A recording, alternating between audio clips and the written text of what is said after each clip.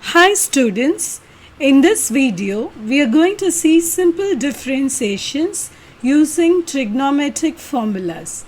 We have seen the formulas for all the trigonometric functions in the first video for the formula list. So I'm going to start directly using all of these formulas in this video. So let's start with a simple input. So I need to differentiate 4 sin x. So differentiation of 4 sin x, I'm going to write this as whole to the power dash to indicate differentiation. 4 is taken out of differentiation. Now differential value of sin x is going to be cos x. So the answer is 4 cos x. Now let's try to do it for cos x. 18 cos x on differentiation is going to give you 18. Cos x differentiation is minus sin x. So the answer is going to be minus 18 sin x. Now let's take an input function f of x, which is going to be 15 cot x minus 13 secant x. Okay.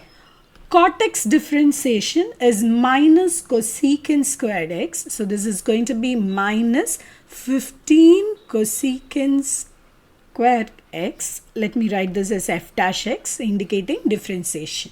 Then minus 13 into differentiation of secant x is secant x tan x. Okay. Let's take one more example wherein I'm going to write an input function g of x is equal to 3x plus tan x minus 4 cos x. Okay. So differentiation of g of x is g dash of x. 3 into differentiation of x is 1. So 3 into 1, I'm leaving that as 3, plus differentiation of tan x is secant squared x minus 4 into differentiation of cos x is minus sin x. So now I can multiply this minus into minus as plus. So the final answer is 3 plus secant squared x plus 4 sin x. Okay. So like this you can use the formula of all trigonometric functions to do simple differentiations. In the next video, we will see about how to use UV method of differentiation. Please extend your support to me by subscribing to my channel Smartly Learn.